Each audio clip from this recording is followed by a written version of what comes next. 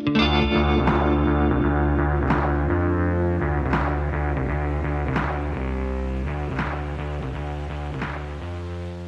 to the Pasho Perspective, a place where I share my perspective on everything in the space between life and death. I'm your host, Pasho. Today we're going to talk about Jordan Peterson's rule number 7, pursue what is meaningful, not what is expedient. Expedient, which I usually have to define for my students before we go over this, is what's quick and easy. Right? It's the fast route. It's the way that everybody else has already taken and have blazed a path already for you to follow rather than treading your own. It's using a crutch to walk instead of building up strength in your legs to do it on your own. And meaning, as Jordan Peterson would say, is the antidote to chaos and resentment. Meaning points us in the right direction. Meaning allows us to wake up early in the morning and want to attack the day. It's kind of why if you go to a nursing home of old people, I believe I read somewhere that, a person with a puppy or kitten, or I would imagine even a fish or bird, lives longer typically than the person who doesn't. Because, logically just thinking about it, right? You wake up in the morning, you've lived, 70 years, 80 years of your life. You're tired, bones hurt, muscles hurt. Life in general, no one pursues you. You don't go partying anymore if they're still around, your friends, not to get too morbid.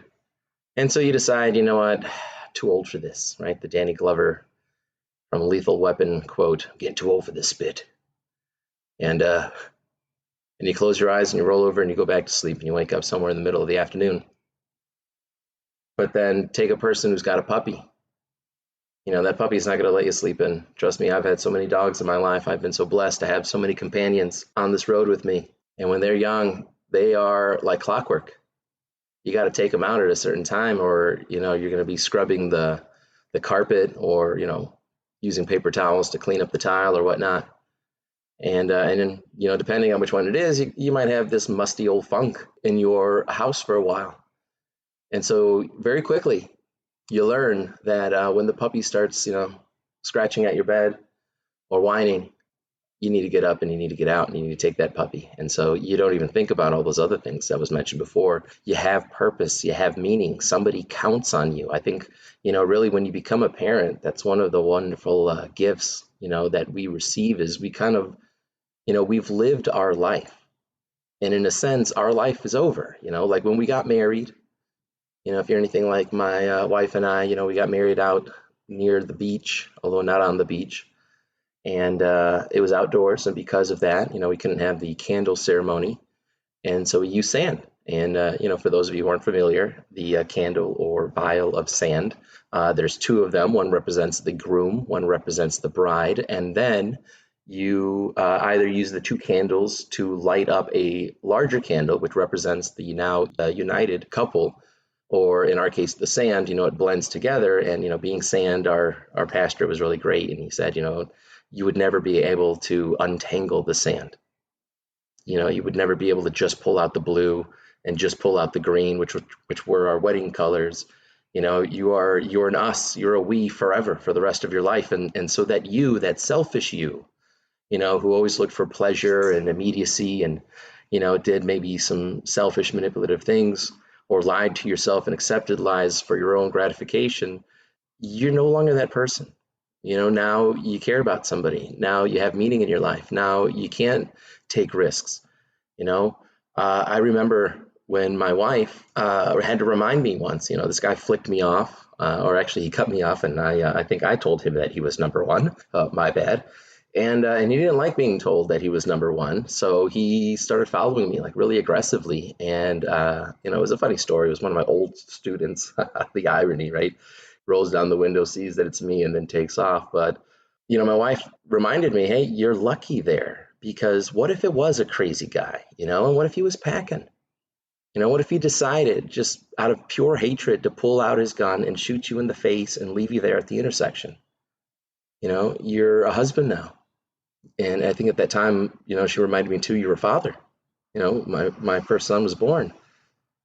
And it really put things into perspective. I couldn't take risks. I couldn't start fights as perhaps I might have been a little bit more prone to do. Not to say that I had a chip on my shoulder, but every once in a while, a man has to do what a man has to do. And so that's what changes. The beauty of parenthood, is you kind of die again, because, before, when it's just the couple, you're thinking about what the couple wants, what the couple's going to do. And you make plans, with 2 seats on an airplane. And then you have a kid, and now it's no longer about what do we want to do, but, what do we want for our kid? Andrew Clavin really brought up an interesting point that, maybe people are afraid of children because children remind us of our deaths, right? You don't have to kill yourself. You don't have to sacrifice yourself, or at least in this case, your desires, your wants, your dreams, for someone else. But as a parent, you would absolutely make that sacrifice. You would do anything, even give your life, even go to jail, to protect your kid and make sure that he's okay. And so, that's rule number 7 to me. You pursue something that has meaning, something, again, like we mentioned last week, that you can be proud to tell, your friends and your family, your children when they're older. We need to pursue those kinds of things. And so Jordan, would remind us in this chapter that you got to take inventory. You got to take stock. You have to look at what you're doing. You got to, like you said on the Dave Rubin show when he was being interviewed, you got to kind of have to look at yourself like a stranger, and start analyzing, when am I depressed? And when I'm depressed and sad and anxious and stressed out, what am I doing? What am I listening to?